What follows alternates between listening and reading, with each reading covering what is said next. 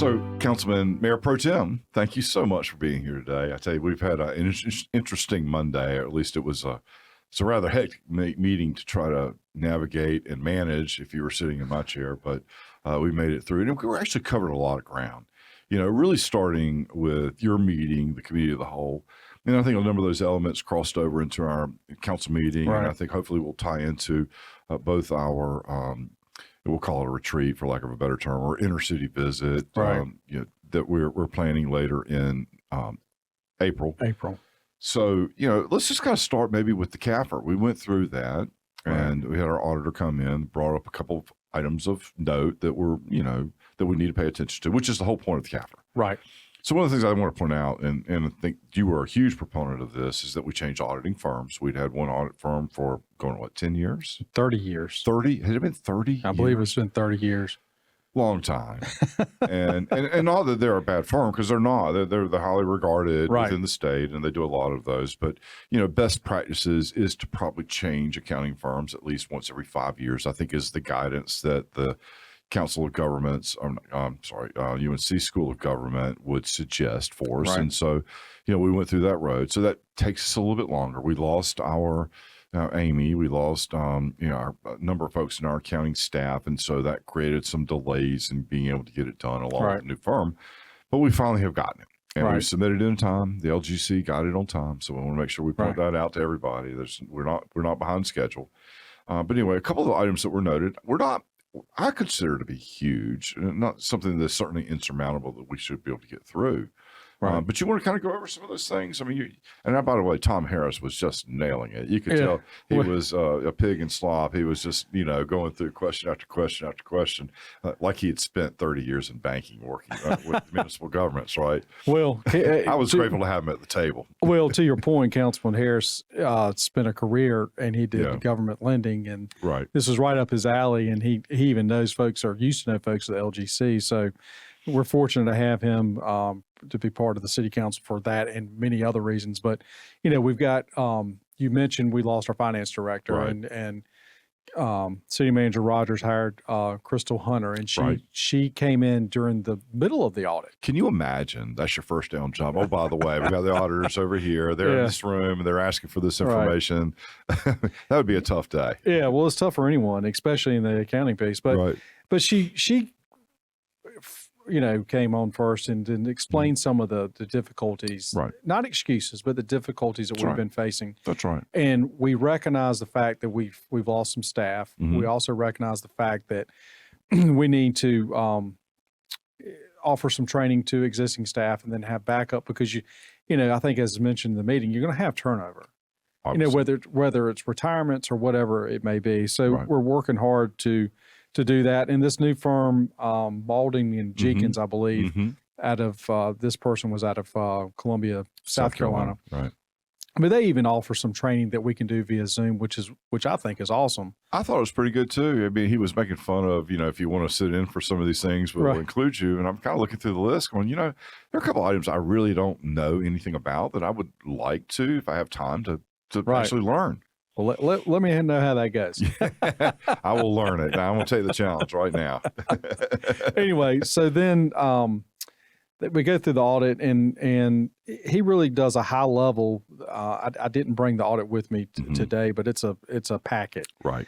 And so they had some opinions. There were multiple packets. I mean, it was multiple packets in there, and well, I think the things that really kind of that jumped out to me were the fund balances. In terms of the operating statistics, and I think we'd had some challenges with how we had coded funds, whether we had depreciated them out over a reasonable period of time, or whether we had expensed it. And those are normal accounting challenges. Right. But the fund balances were the two items that really kind of screamed at me. One was it the water bill, water fund? I think we were short $1.3 million in the fund. That's related primarily to increase in chemical cost. We had talked about that earlier in the year. Chris had come in, had even suggested that we're going to need to probably go up on our water. The cost of producing water is up, so we're going to have to. Ben, I'm sorry. Chris is electric. That's right. Golly, you're right. You're right. Man, it's been a long day. It has been a long day. Long week, and it's only Wednesday. Yeah. But But Benton did come in and kind of explain that we're going to have to go up on our pricing, and that's just something, that's the reality of life. I mean, chemical is just a commodity pricing. So anyway, that was one of them. The electric fund was the other thing that we're showing a smaller shortfall on. I didn't really get the clarity as to what that was about, but I'm sure we'll be able to dig into that a little bit deeper as time goes on. Well, all this has to do with infrastructure. And then, COVID coming in and driving the cost of everything up. I mean, none of us go through a day without, if you go to a restaurant or to the grocery store, you leave in awe going, I can't believe that this costs this much money now. So the same thing is applicable to our utilities. Yeah. And none of us want to pay more. No. But it's a basic need, and we've got to pay for the service. And despite common belief, our utility cost is amongst the cheapest of our peer cities in our area. And we'll probably need to bring that up on this show. Probably need to do some more of it in council to kind of go over that too. Right. I mean, it was a day when we were, bound by the contracts that we had signed for the nuclear plants and the debt that was creating a much, much higher expenditure for us. But that all changed when we sold it to Duke, and we are in a much different place in terms of our buying power of electricities. And you sit on that. So you have probably a better knowledge and understanding than I do. Well, I sit on the NCEMPA board, which falls under electricities. I'm the representative for the city on that, with Chris Bechler as the alternate. And we did sell our assets to Duke, and then that's paid off, and we actually reduced our electricity rates tremendously. And they're going to go down in 25, but then they're going to probably fluctuate again a little bit up. But a lot of that has to do, that's dictated by what we pay for electricity from Duke. And so that was we're kind of getting away from here, but some things that we've had. I think it ties, though. It does tie, but I think some of the increases we've had in our electric from an expense point of view has been because we've had to pay some extra in Kempa as a whole. All the member organizations have had to pay Duke some more money than what has been estimated. Okay. But Rocky Mountain has done a great job by we have what we call a reserve fund, and that reserve fund has paid for some of those increases. Therefore, we have not had to increase our utility rate. So I know that's a long explanation. But I think it's important for folks to understand, because, when you just get the bill, you don't see all of that work that goes behind that. And really the good work that our team is doing to try to keep those rates as low as they possibly can for all of us. The other thing that jumped out in the audit was the infrastructure. It was a 0.44. Statewide average is a 0.50. And really what that is a barometer in terms of what does our infrastructure look like.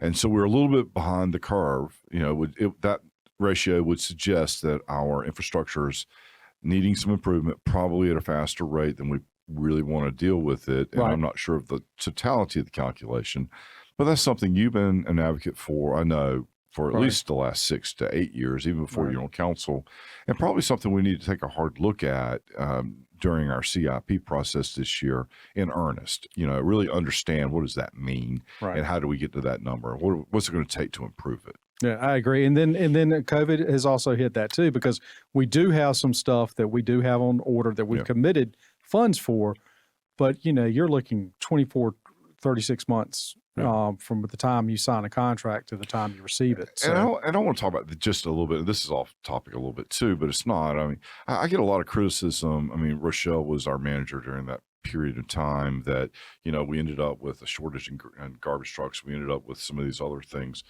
The truth is, when we were going through COVID, nobody really knew what impact the economy was going to have. Right. We didn't know if we were going to be able to collect our tax dollars. Right. So holding back a little bit felt like a prudent move in the moment. And we certainly didn't understand we were going to get all the rescue funds at the time. So now you're flooded with the money to be able to buy it, but now the supply chain is so backed up, you can't possibly get it, which is what you're talking about here. So now we got the money, we're placing all the orders, but it doesn't matter because you don't have it and you can't buy it for anything. And the supply chain is backed up, therefore supply and demand, the costs go up. That's right. So we made good decisions with the information we had in that moment in time. It's flushed out, and I think folks tend to be a little critical, not understanding all the information that we were working with in that moment. So that just needs to be pointed out. out. Well, and since we're kind of bouncing all over I go back to I go to the rates a little bit. There you go. We do want cheap rates, but the other thing we do want is top-notch gold service type. Right. Receive, if the power goes out, you want it back on. And we've got to invest in our people. Yeah. And I think we do a good job with that. We've got a competitive market out there, and that's the other thing that we've got to keep in mind of making that balance as best we can with rates and then what people's expectations are with service. Well, certainly in our utility funds and our enterprise funds, but also even translating to, dare I say it, sanitation workers and others. Right. We do look at it from a pay scale, and it is about trying to make sure that we're providing all the services that we want, that we need, and that the folks in the city of Rocky Mount are served as well as we possibly can. And so there's always a balance. And I believe that we've done an excellent job, quite frankly, in paying our folks pretty well. And not to say that there doesn't need to be some tweaks, and there does, and we will. But that'll be handled through the budget process, which really we're right here on the heels of. Yeah. I think actually staff is starting now. Right. And it has been going on for a while. So, we went through, the audit, and you're correct, Councilman Harris and the other city council folks had some great questions. And overall, there were a few issues that you've talked about thus far. And basically, we ended up, I think, where we need to fix what we have, and if we can fix what we have, we're going to be in pretty good, daggone good shape. And the big issue for me is going to be this time next year. Agreed. So I think if we take care of the issues that need to be addressed, we'll be pretty good shape. But if we're not, then we need to some splaining to do, as they might say. Well, right, and the other thing I want to point out here that really we touched on in the meetings, but really needs to be understood is that you've taken on as a priority as your Mayor Pro Tem to work on our various ordinances, on kind of the guts of governance and getting that cleaned up and kind of in a place that's functional and right. And we start looking at things like housing. Do we add housing or not add housing? Do we, and what can we do as a city to do that? Whether or not we need to, demolish houses, whether or not, whatever the various processes are, that's all reflected in our ordinances. And are we actually doing what we say we're going to do? Right. We have that guidance and sort of getting back to basics. And I think that covers a lot of these areas. And I think that will show in a year or two. Right. And we met with the city manager earlier today, and today is Wednesday. Yeah, right. Not sure what a day is.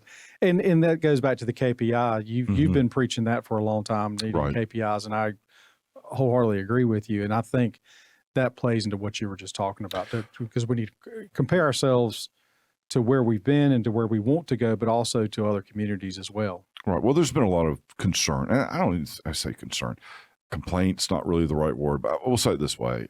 Council has been saying for a while, we don't understand what's going on. And I'd like to see a P&L on a monthly basis. Right. And so the benchmarking project, as part of the School of Governments, tells us how we're doing relative to our peer group, cities our size in the state of North Carolina, along with what do we budget, how much do we spend, how does that look like going forward, do we have sustainability in terms of the income, are we collecting the right amounts, and all the things that matter, and gives us those data points to be able to look at, to be able to manage, and be able to ask good questions, simple questions of the manager and or management team. And I think that as that gets going, and of course Keith indicated that he was running full bore on that. He'd been behind on staff, and he was able to he's able to bring people on. He believes that he's going to be able to get us on board with that. So I'm excited to see that. Now it's just an enormous project, so it's not going to happen overnight. But I'm just happy to hear that we've started down that road. Right.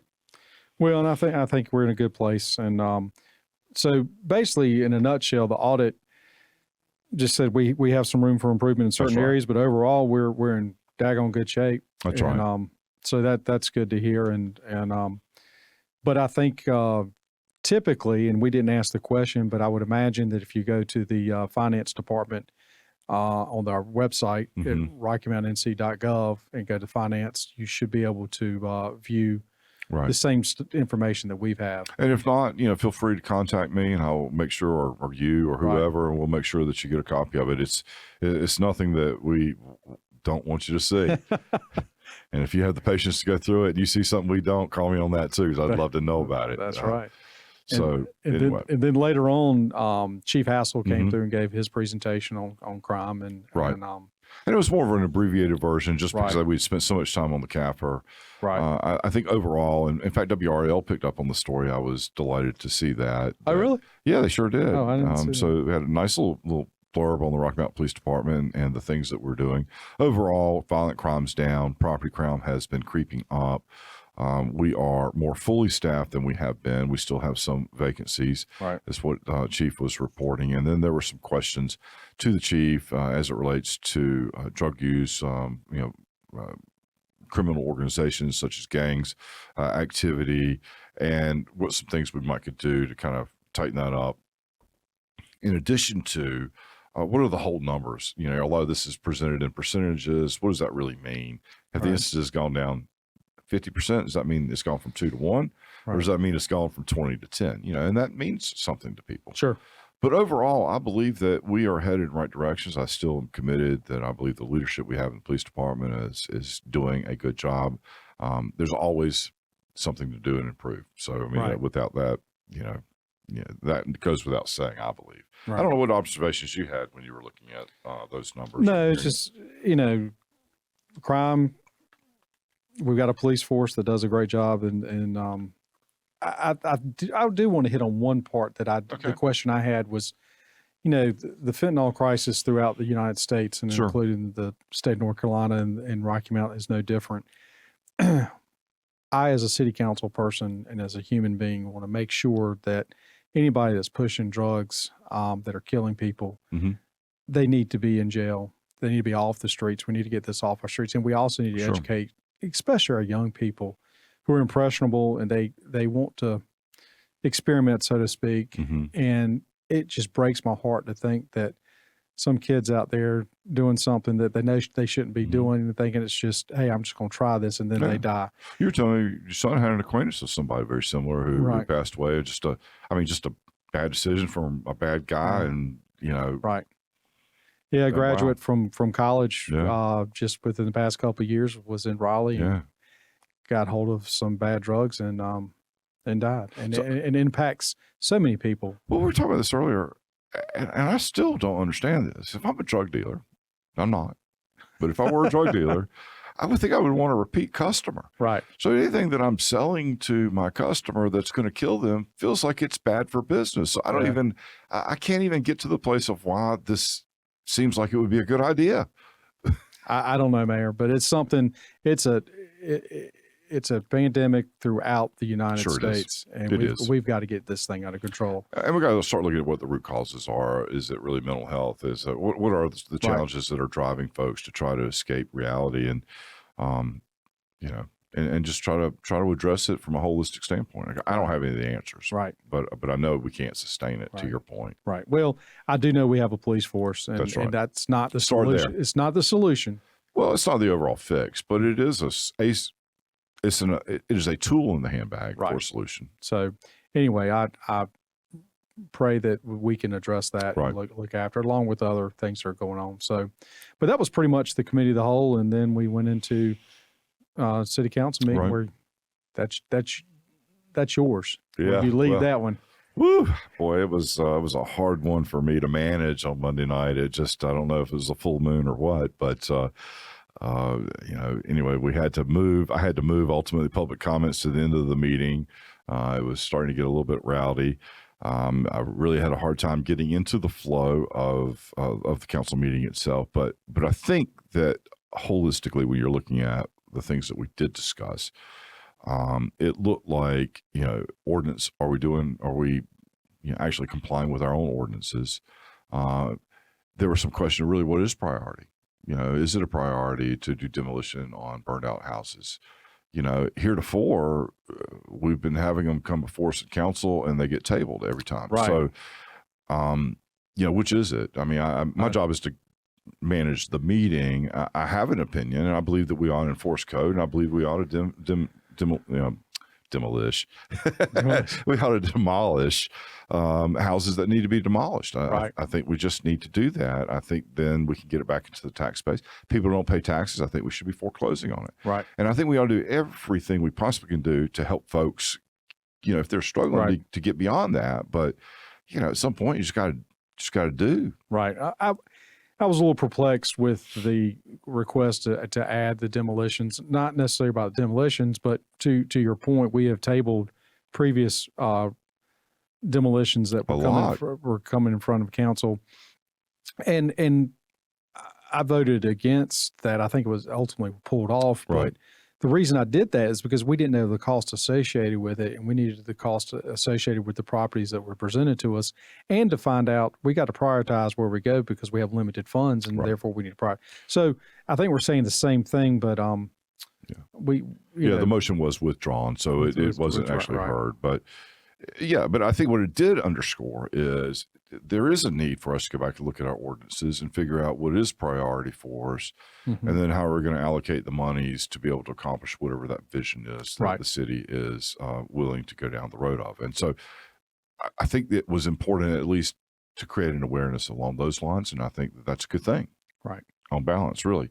The other thing, we had a couple of public hearings, rezoning. We have one that did not pass or was remanded back to the planning board, and I guess it's Raleigh Road or Raleigh Street and Springfield Avenue, or Springfield Road. Yeah, at that corner. So that'll be interesting. I guess we have to go back and meet with the planning board. I guess it'll be their first meeting in March, which will be right. Oh shoot, we're not even going to be in town. I think that meeting probably gets postponed because of the National League of Municipalities meeting in Washington D.C. But anyway, we'll meet soon enough on the matter. Then there was, of course, the consent agenda. There weren't really many items associated with that. And then many other things were just simply delayed. One thing on the consent agenda was we did approve the funding for the fire station number 2 on Raleigh Road and Gray Street, and so that was I don't have it in front of me, but about $11 million. Right. So that was approved in the consent agenda. It was, and that is a lot more money than we had originally discussed at the beginning.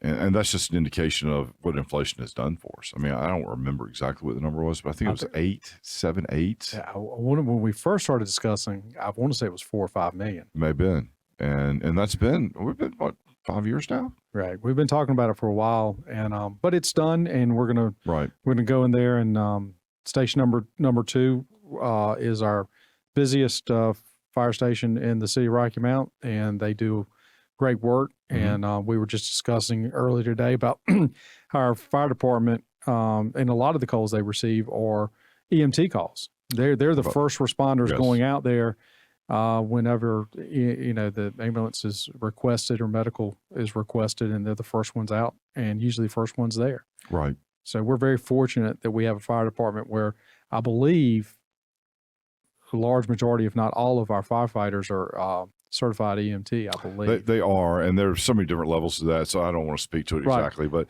look, they're very qualified. Our fire department is rock star, recognized all over the country, and I'm proud. I'm proud of that fact. Me too. And proud that they have that first response capability. Right. We were talking about that just today, and how proud we were and how fast they have generally responded. So that's right. So yeah, kudos, and I'm very excited what's going to happen in that new block, right? So the Boys and Girls Club, they're going through a capital raise, and they've got a great vision for the ball field. They've got a great vision for the old armory in terms of making it part of the Boys and Girls Club programming, along with fire station number 2. I think it's really going to uplift that corner in a very nice way, and I'm just excited. Yeah, not just the corner, but also the entire neighborhood. Well, that's right. Because I'm actually in that neighborhood with my businesses, and we need all the help we can get. It's, we've had an elderly population, and so we got a lot of young people that live there as well. So anything that we can do, and that's actually in Councilman TJ Walker's ward. And I'm excited for what is going on over there with everything that you said. Yeah. So the other thing really that I remember were appointments related to, boards and advisory. So one of the things the mayor does is appoints the board for the housing authority. I had a resignation from Kelly Shore earlier in the last month. And so I appointed Kevin Jones to fill that particular spot. And Leah Henry is now the new chairman of that board. She was recently elected for that within the committee, I'm told. And so, I feel like we're in good shape there. I am looking for a resident to join the board, and I just haven't gotten any names from folks. And so if anybody's listening to this that happens to live at the housing authority or resident and you are interested to be part of the board, please communicate, contact me, let me know, or if you know somebody, because that's important. I think that residents have a chance for representation in that board.